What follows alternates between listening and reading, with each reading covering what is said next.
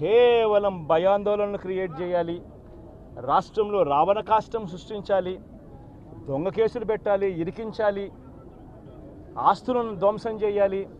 వైఎస్ఆర్సీపీ అభిమానులైనా, వైఎస్ఆర్సీపీ కార్యకర్తలైనా, వైఎస్ఆర్సీపీకి ఓటు వేసిన వారైనా కూడా ఎవరిని కూడా ఉంచకూడదు అన్న దుర్మార్గపు ఆలోచనలతో అడుగులు ముందుకు వేయడం అతి హేయమైన రాజకీయం అని కూడా ఈ సందర్భంగా తెలియజేస్తా ఉన్నా.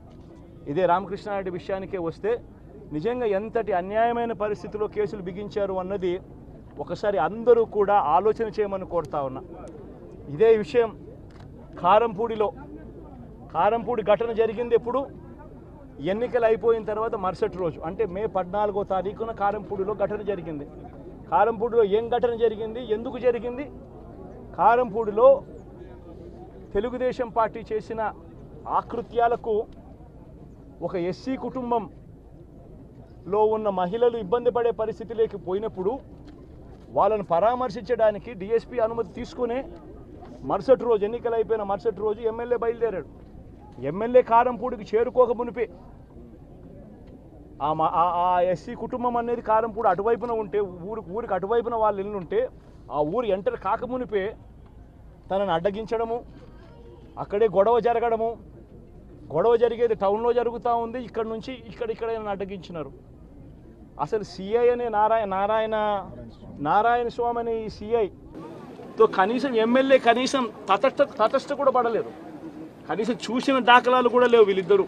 ఆ రోజు ఆయన ఉండేది వేరే లొకేషన్లో, గొడవలో వేరే లొకేషన్, టౌన్ మధ్యలో గొడవ జరుగుతా అంటే ఆయన ఉన్నాడు, టౌన్ మొదట్లో ఈయన ఉన్నాడు. అసలు ఆయన తటస్థపడలేదు. ఆయన మీద ఆ గొడవ జరిగేటప్పుడు రాళ్ళు ఇటువైపు నుంచి అటువైపు నుంచి పడ్డాయి. చిన్న రాయి ఏదో తగిలి ఉండొచ్చేమో బహుశా, కానీ చిన్న రాయి కాబట్టి అసలు ఆయన మరుసటి రోజు అదే రోజు మెడికో లీగల్ కేసు కూడా పెట్టలా. అంటే ఎంత చిన్న ఘటన అది, జరిగిందో లేదో కూడా తెలియదు. మే 14న జరిగితే 9 రోజుల తర్వాత, అంటే మే 23వ తారీఖున ఆయనకి ఏదో జరిగిందన్నట్టుగా ఆ సిఐ హత్యాయతనం కేసు పెట్టడం జరుగుతూ ఉంది రామకృష్ణారెడ్డి. కనీసం సీన్లో కూడా లేని వ్యక్తిని. ఇది అన్యాయం కాదని అడుగుతా ఉన్నా. ఈరోజు మాజీ ముఖ్యమంత్రి వైఎస్ జగన్మోహన్ రెడ్డి నెల్లూరు జైల్లో పిన్నెల్లి రామకృష్ణారెడ్డిని చూడడానికి వచ్చాడు. చాలా హితబోధ చేశాడు. ఆయన అన్ని డోర్ డెలివరీ చేశాడు. డ్రైవర్ సుబ్రహ్మణ్యాన్ని కూడా డోర్ డెలివరీ చేశారు. ఇది పిన్నెల్లి కేసులో ఆ సిఐ మీద చిన్న రాయి అట్టు పడిందంట. అంటే ఆయన తలకాయ పగిలింది, కానీ ఈయన మీద చిన్న గులకరాయి పడితే ఆ బిడ్డల్ని తీసుకొని ఇదే నెల్లూరులో జైల్లో పెట్టిన విషయం మాత్రం ఆయనకి గుర్తు రావటం లే. ఆఖరాన ఈయన భుజానికి బటన గింజంతా కూడా ఆ బ్లడ్, రక్తపు ఒక చుక్క వచ్చింది. దానికి 5 ఏళ్ళు కోటికత్తి సీనుని జైల్లో పెట్టావు, మీకు కనికరం రాలే. అంటే ఆయన్ని అందరినీ కులం, మతం, పార్టీలు ఏమీ చూడలేదంట. చూడలేదు. ఒక రామోజీ, ఒక అమర్ రాజా, ఒక సంగం డైరీ, ఒక రఘురామకృష్ణరాజు, ఒక అచ్చెన్న, ఆఖరికి ఒక చంద్రబాబు నాయుడు గారు. వీళ్ళెవ్వరిని నువ్వు సమానంగా చూసావు.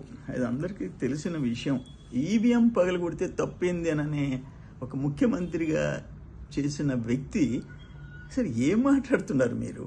నీకు ఒక ప్రజాస్వామ్యం, ఒక చట్టం, ఒక ఎలక్షన్ కమిషన్, వాటి మీద నీకు గౌరవం ఉందా అని అడుగుతుండా?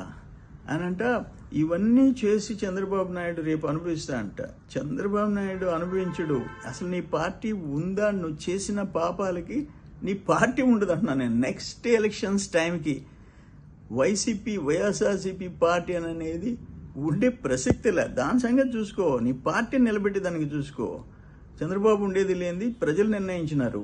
చంద్రబాబు నేనంతా మంచి చేశానన్నావు. నువ్వు మంచి చేస్తే 11 సీట్లు, నీకు 11 సీట్లు నువ్వు మంచి చేసావా?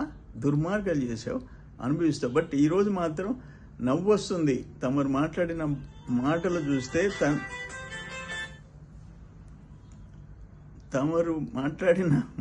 చూస్తే. చేసిన పాపాలకి ప్రాయశ్చిత్తం తప్పదు తమరికి.